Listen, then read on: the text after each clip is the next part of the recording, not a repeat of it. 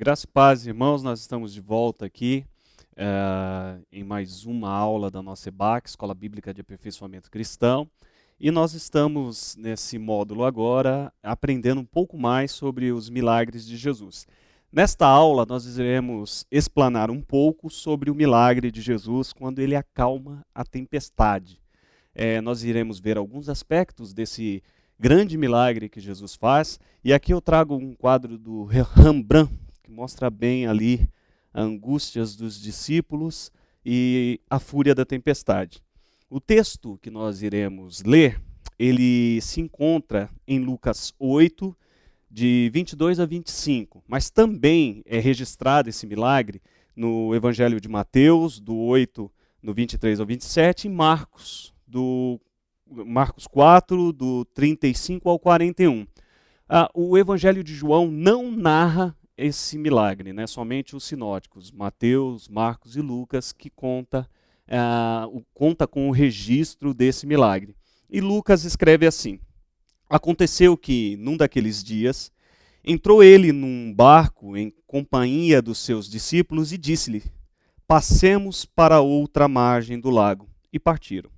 Enquanto navegavam, ele adormeceu, e sobreveio uma tempestade de vento no lago, correndo eles o perigo de sossobrar. Chegando-se a ele, despertaram-no, dizendo: Mestre, mestre, estamos perecendo. Despertando-se Jesus, repreendeu o vento e a fúria da água. Tudo cessou, e veio a bonança. Então lhes disse: onde está a vossa fé? Eles, possuídos de temor e admiração, diziam uns aos outros: quem é este que até os ventos e as ondas repreende e lhes obedece? Quem é esse que repreende, né? No caso, o vento, as ondas, e estes o obedecem. Há algumas coisas interessantes do registro desta passagem, deste milagre. Começando que o Evangelho de Marcos, ele dá alguns detalhes a mais do que o Evangelho de Lucas. Entretanto, o Evangelho de Lucas diz que foi Jesus que pediu para que eles saíssem da margem, aqui nós estamos falando do Mar da Galileia, que é um lago, né? E foi Jesus que disse para saírem de uma borda, de uma banda, de uma área para outra, atravessando o mar. Mas Marcos diz que havia barcos seguindo a Jesus, então outros barcos estariam também nessa tempestade. E também que Jesus estava dormindo na polpa do navio. Marcos traz esses detalhes. Ele também diz que já era o início da tarde, quase que anoitecendo, quando acontece este episódio. Então aqui o contexto de como o relato de cada evangelho comenta sobre a gravidade da tempestade, começando por Mateus, que diz que o barco era varrido pelas ondas, isso que Mateus coloca. Marcos diz que se levantou grande temporal de vento e as ondas se arremessavam contra o barco, de modo que a embarcação já estava a encher-se de água. Veja como Marcos ele põe muitos mais detalhes, né? Ele é mais dramático ao narrar a cena do que estava acontecendo. E Lucas, que é o texto que nós lemos, diz que sobreveio uma tempestade de vento, não muito diferente do que Marcos diz, correndo eles perigo de sossobrar. Eu juro aos irmãos que eu não conhecia essa palavra, eu fui buscar ver o significado, significa naufragar, afundar, né? Seguindo um pouco mais adiante, eu trouxe um vídeo para os irmãos olharem mais ou menos como é uma tempestade em alto mar.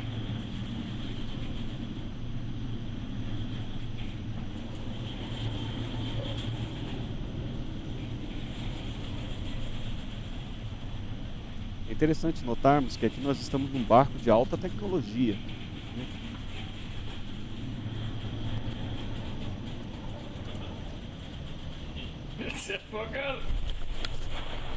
Basicamente, irmãos, isso. Esse é basicamente o vídeo.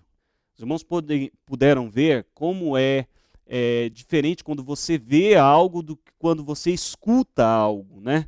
Você viu que o mar ele levanta como uma parede contra esse barco, e novamente eu ressalto, nós estamos falando de um barco de alta tecnologia, um barco que ele se arruma conforme as ondas vêm sobre ele se auto-equilibra. Nós estamos falando de um barco muito moderno. Não é o caso do que acontece no barco de pescadores, no caso de Jesus.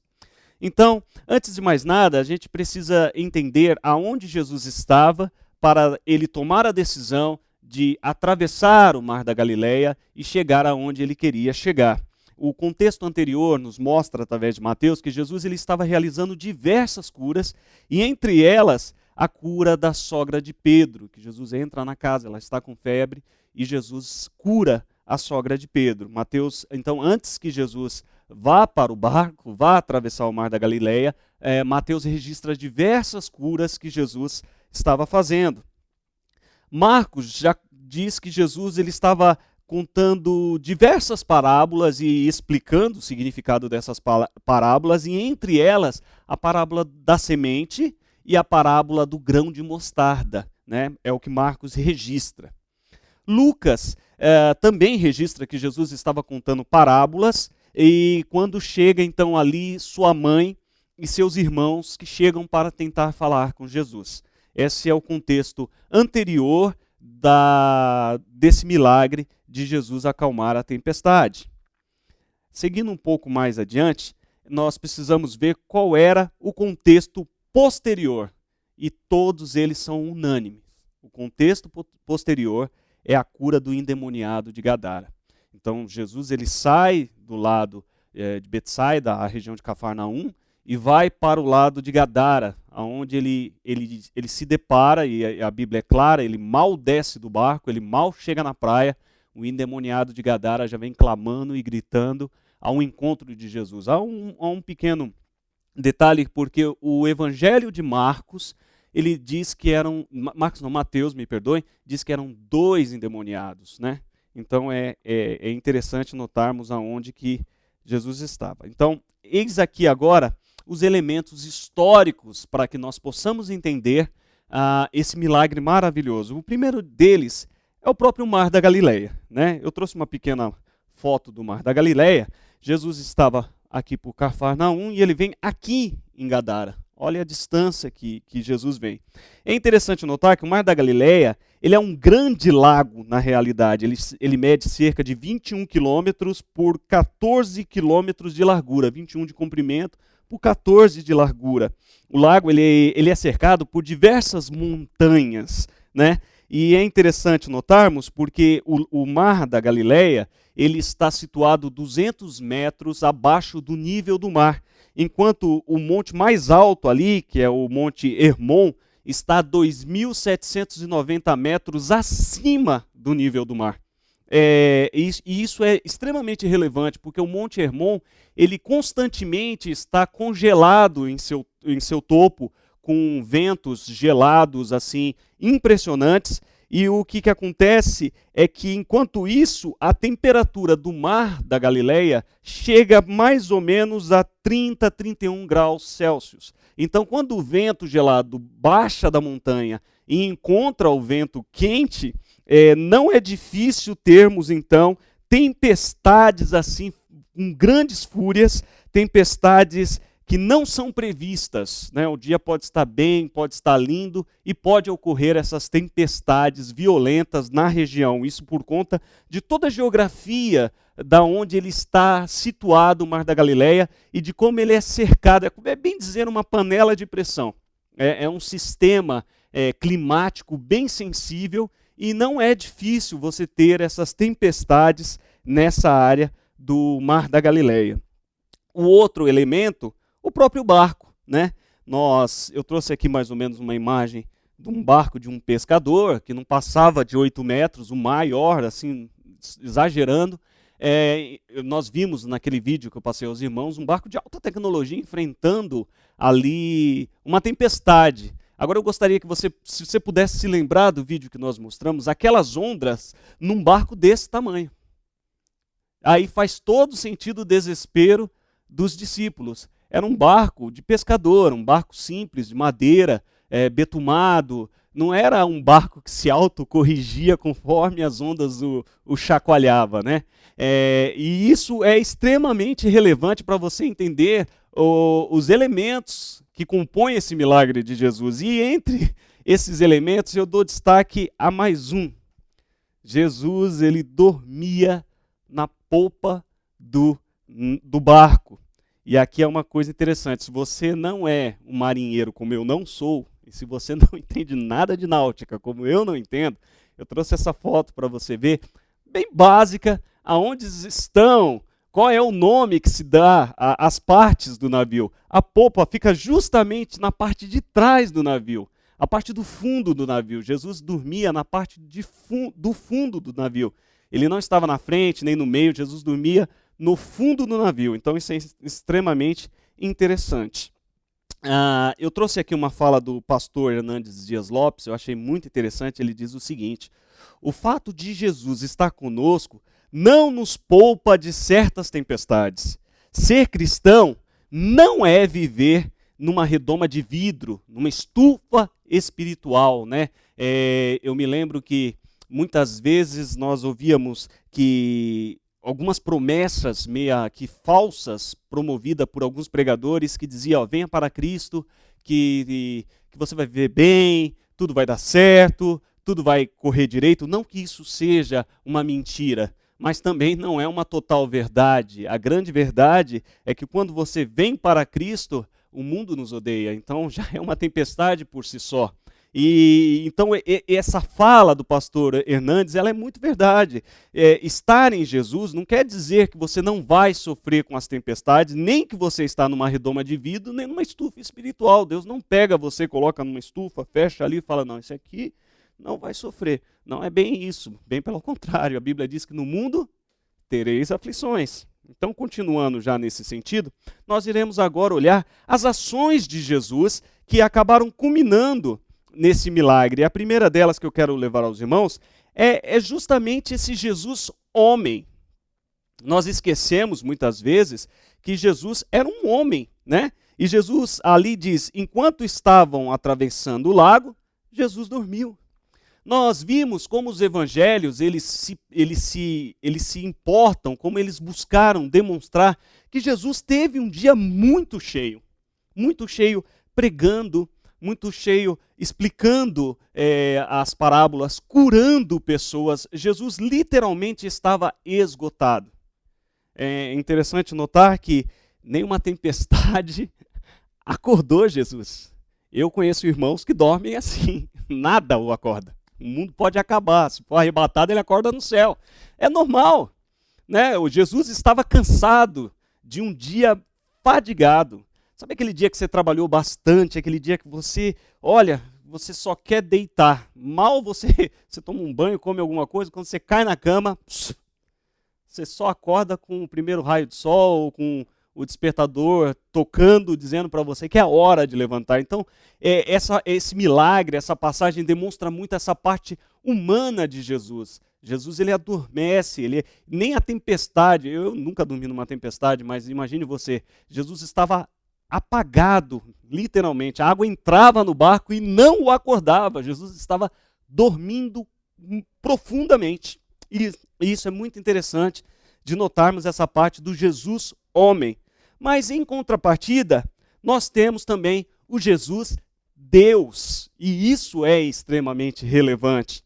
Jesus, então, no versículo 24 diz assim, Jesus se levantou e deu uma ordem ao vento e à tempestade. Eles pararam e tudo ficou calmo. Aqui revela o grande poderio, o grande senhorio que Jesus tinha, né? O Senhor do universo, o Deus de todo o cosmo, de toda a lei da relatividade, da gravidade, a lei que você quiser nomear, das leis naturais. Deus, Jesus, era Senhor e é Senhor em cima de todas essas leis. Há um hino muito comum, muito famoso, que nós cantamos, que diz, as ondas não podem naufragar, as ondas não podem afundar o Senhor, Rei do céu e do mar. O mar não poderia naufragar o seu Senhor. Deus estava presente, o Jesus Deus estava presente. Então Jesus, ele se levanta e com uma ordem, com autoridade, ele diz ao vento e à tempestade, e elas param imediatamente. Então, isso é lindo de nós vermos que, apesar de nós olharmos para o Jesus homem, alguém que trabalhou bastante, estava cansado, o Jesus Deus, esse não dorme, não se cansa, esse não tem problema, ele levanta e acalma a tempestade.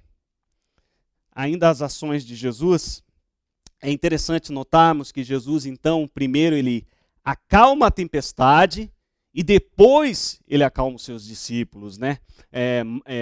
Lucas diz que ele repreende a tempestade e depois ele repreende os seus discípulos, ele resolve o problema, ele se põe de pé, ele deixa tudo calmo e depois ele se vira para os seus discípulos e também repreende os seus discípulos. E ali diz, levantando-se Jesus repreendeu o vento e a fúria das águas e tudo cessou e ficou calmo. Jesus ele cessa aquela grande tempestade, depois cessa também todo aquele temor, toda aquela angústia que os discípulos estavam sentando. E aqui nós fizemos uma comparação também, eu estou dando um spoiler, né? Porque nós iremos estudar também sobre a outra tempestade em que Jesus caminha sobre as águas com o presbítero Medeiros, então já estou dando spoiler dessa aula. Mas veja que interessante, em Mateus 14 é ao contrário, Jesus primeiro acalma os seus discípulos, ele socorre primeiro os seus discípulos, e depois, quando ele entra no barco, é que ele acalma a tempestade.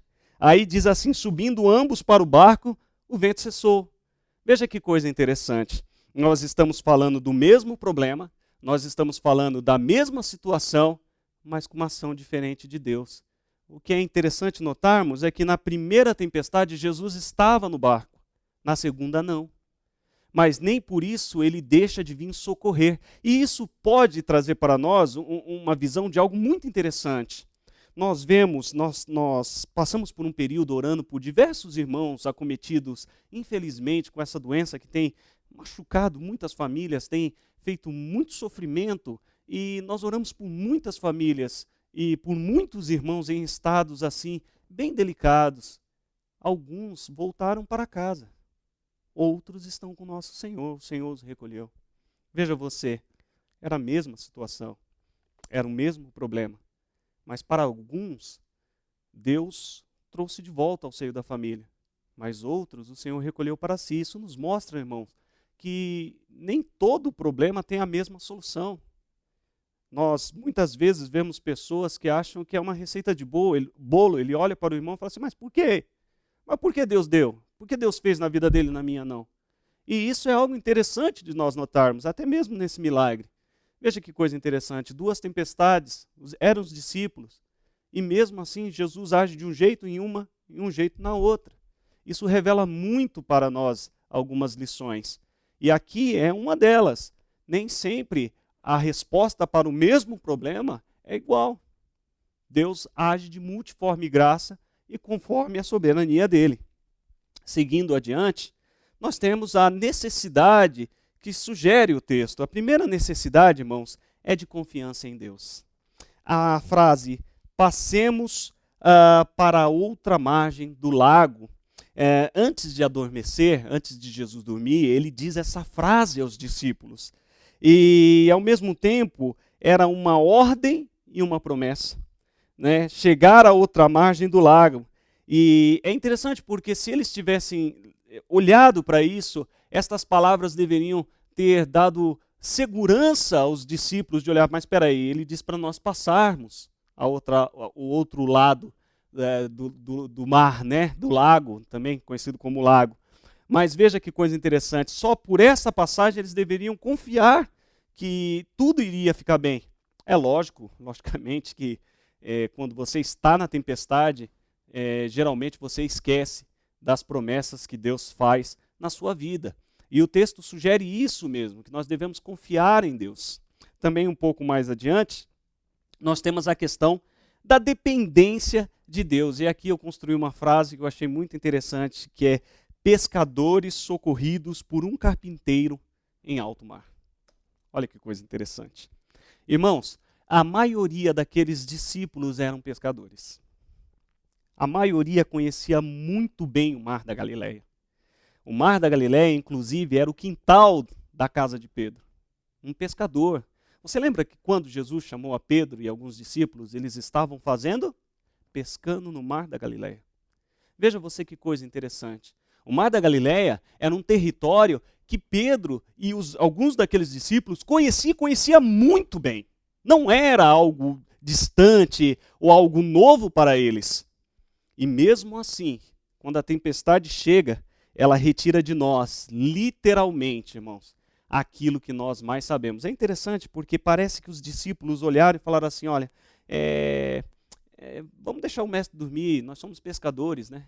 Nós vamos dar um jeito aqui, vamos correr aqui, vamos pegar ali, vamos ver o que a gente faz. E chegou num ponto que tudo que eles sabiam fazer não deu certo e o barco começou a encher de água e há uma hora que o pescador sabe que agora é a vez do mar e não dele. E é nessa hora que eles, desesperados, acordam a Jesus. E aí se demonstra a grande dependência de Deus. Muitas vezes nós estamos em uma tempestade, nós estamos passando por esses problemas, e nós olhamos falando, não, eu vou dar meu jeito, eu vou fazer do meu jeito, eu vou correr para cá, eu vou correr para lá, eu vou pegar aqui, eu vou pegar ali, eu vou dar meu jeito. E você dá seu jeito, e o seu jeito não dá jeito na tempestade.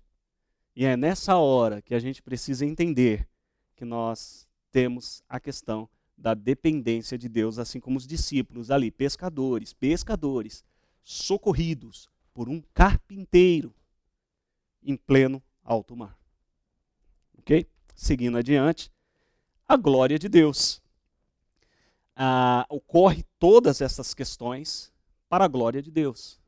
É algo muito interessante, Deus não estava brincando com a vida nem dos discípulos e nem tampouco com a própria vida do seu filho.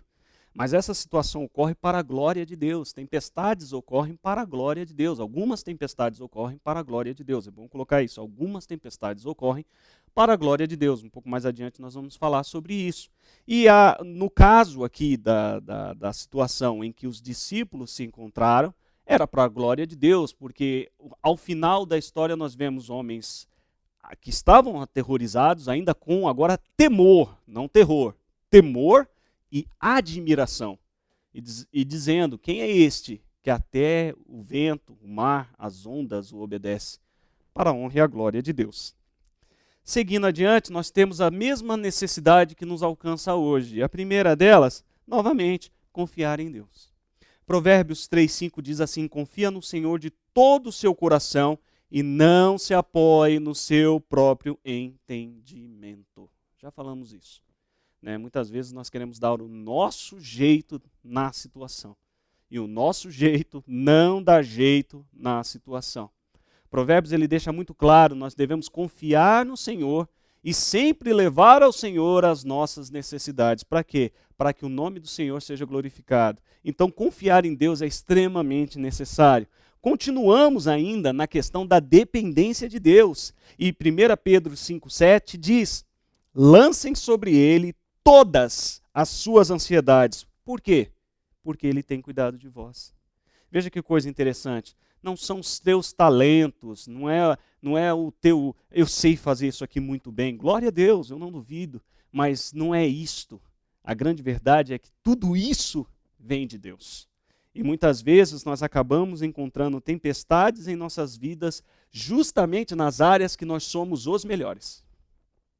É justamente na área que nós somos os melhores.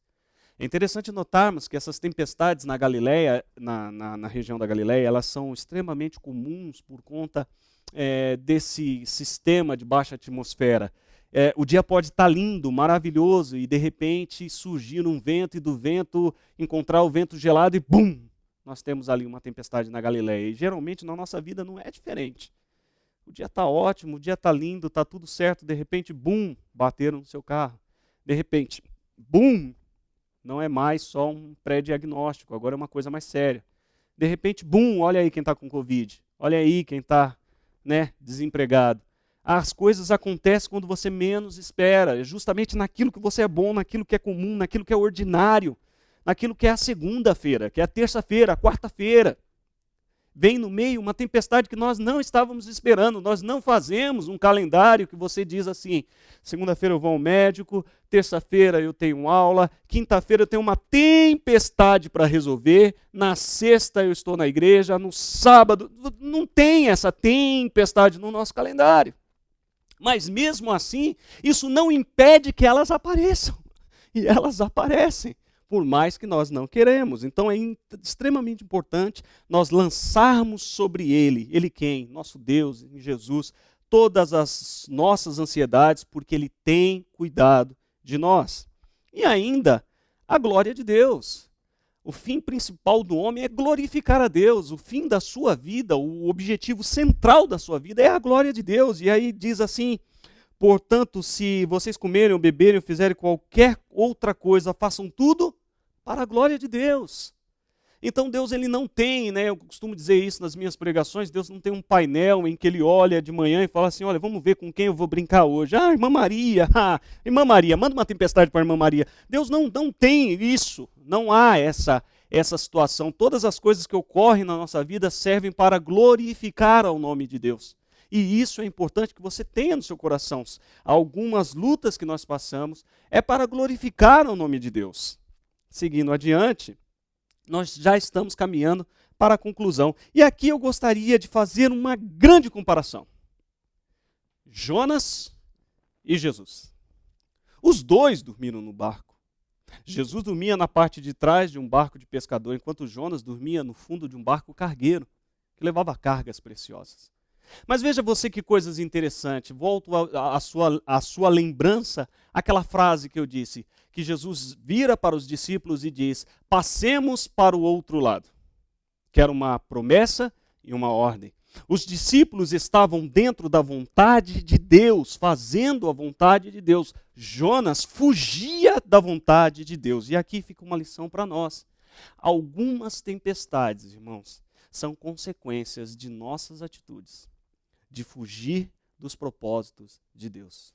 Não há como, meu irmão, não há como uma pessoa que sustenta duas famílias, uma pessoa que tem um adultério no casamento, mas aí vem uma tempestade sobre a minha vida. É consequência disso. Não há como uma pessoa que não se controla na bebida não passar por tempestade. Mas veja você que estas tempestades são tempestades que vêm sobre nossas vidas através de atitudes erradas que nós tomamos. Agora, eu não gostaria de focar nestas tempestades, mas que você, como diz a palavra de Deus, examine-se, pois, o homem a si mesmo. Mas eu gostaria de focar justamente na tempestade do nosso milagre, que os discípulos estavam fazendo tudo certo. Os discípulos estavam fazendo a vontade de Deus. Os discípulos estavam cumprindo uma ordem de Jesus. E mesmo assim, a tempestade os alcançou. Isso revela que mesmo nós, estando dentro da vontade de Deus, há sim a possibilidade de passarmos por tempestades. E nem por isso estamos fora da vontade de Deus. Veja você que ensinamento muito interessante. Outra coisa é que tempestade, meus amados irmãos, são inevitáveis. Não há como contornar tempestades. Elas nos encontrarão. Elas nos alcançarão. Isso se você já não estiver vivendo em uma tempestade. Até porque o mundo vive uma tempestade. Então as tempestades, você querendo ou não, elas são inevitáveis. Elas irão nos alcançar. O importante é lembrarmos que Deus tem cuidado de nós. E principalmente que, apesar de todo o sofrimento, apesar de tudo que os discípulos passaram, apesar da conotação de Jesus olhar e falar em homens de pequena fé, eles tomaram uma atitude correta, a atitude de correr para Jesus. Quando os discípulos olharam a situação do mar, a situação em que o barco estava, eles não se apoiaram num orgulho de pescador para dizer: não vamos acordá-lo, nós afundamos, mas não acordaremos ele. Bem pelo contrário, eles correm a Jesus e o acordam. E apresenta a Jesus o desespero deles. Nós lemos muitas vezes palavras escritas, mas não conseguimos experimentar todo o sentimento que aquelas palavras estão dizendo. Tipo: mestre, o senhor está vendo aqui, a gente vai morrer. A gente é profissional do mar. O negócio aqui está feio. Por mais que eles não tenham tido fé, a atitude deles foi correta de correr até Jesus. Isso é extremamente importante para mim e para você, lembrar que Jesus está no barco, irmão. Jesus está conosco nas tempestades. E é extremamente importante que nós levemos a Deus as nossas petições. Através do quê? Das orações, irmãos. Não fique guardando para você, não fique sofrendo calado. Converse, busque auxílio, ore a Deus, clame ao Senhor, apresente ao Senhor, olha, Deus, está acontecendo. Ah, Deus não sabe? Sabe. Sim, Ele sabe. Mas é extremamente importante que façamos o que os discípulos fizeram. Os discípulos, por mais que a situação fosse desfavorável, eles sabiam que eles podiam correr aos pés de Jesus. E é por isso que hoje eu e você lemos essa história, porque Jesus se levantou e acalmou a tempestade. Jesus ainda hoje se levanta e acalma tempestades. Finalizando, eu achei muito bonita essa frase do Bill Johnson, que diz: às vezes Deus acalma a tempestade, outras vezes Ele permite a tempestade e acalma você. Isso é uma grande verdade. Muitas vezes Jesus acalma a tempestade, como eu mostrei naquelas 2 tempestades. Uma coisa interessante é notarmos também muitas passagens bíblicas que têm a mesma situação e que o milagre ele ocorre de forma diferente. Nós temos a passagem de 2 viúvas em extrema necessidade de fome em que Israel passava. Para uma, Deus encheu os vasos de azeite, até que não tinham mais vasos, o óleo parou. Para outra, todo dia de manhã, a botija tinha uma porção. Tinha uma porção para aquele dia. Veja você que coisa interessante. Para uma prosperidade grande, né? Porque a Bíblia diz que ela vendeu, pagou as dívidas e viveu do resto. Logo de uma vez, bastante coisa. Enquanto para outra, eu creio que aquela mulher chegava todo dia de manhã e falava assim, tem para hoje. Tem para hoje. E amanhã? Amanhã Deus proverá. Chegava no outro dia, ela olhava de novo, opa, tem para hoje. Chegava no outro dia, opa, tem para hoje. E a Bíblia diz que nunca acabou, até que acabasse a fome em Israel. Para um foi porção diária, para outro foi de uma vez só. Então, muitas vezes, Deus acalma a tempestade, e em outras tantas, Ele permite a tempestade, mas acalma você. Que o Espírito Santo de Deus possa falar profundamente ao teu coração, e que você possa entender que você tem um Deus que acalma tempestades, e que você não está sozinho. Eu creio que o maior drama dos discípulos, segundo alguns comentaristas, não é nem tanto a tempestade, mas o fato de Jesus ter dormido durante a tempestade. E isso passa muitas vezes para mim, para você, que Deus está dormindo na minha tempestade, na sua tempestade. Muitas vezes isso nos incomoda, e incomoda demais. Parece que nós estamos meio que os discípulos dizendo, o Senhor não está vendo o que eu estou passando? O Senhor não está percebendo o que eu estou passando? E é interessante que Jesus, então, ele repreende o mar e aquilo se aquieta, e agora já não é mais o Jesus adormecido, mas um Jesus acordado, um Jesus poderoso. E agora é a tempestade que está sendo adormecida aos pés desse Jesus poderoso. Ele tem o poder, de repreender esses problemas que nos atacam, e por fim, ele nos cerca da sua graça, do seu amor e da sua misericórdia. Que, novamente, que o Espírito Santo de Deus possa falar mais ao seu coração, e que se você está passando por uma tempestade, ore a Deus. Há um Deus que se põe de pé e acalma a tempestade. Oremos. Pai, nós te agradecemos por esta aula, por essa singela explicação desse grande milagre que o teu Filho produziu nos Evangelhos. Ainda hoje, Pai, nós temos a necessidade de Jesus estar acordado em nossas vidas, acalmando as nossas tempestades. Pai, que o Senhor possa contemplar cada vida, que o Senhor possa contemplar cada coração, que colocou nesta aula, Pai, talvez até por interesse, outros até porque acharam essa aula no meio do caminho, mas eu sei, Pai, que o Teu Espírito Santo está falando aos corações.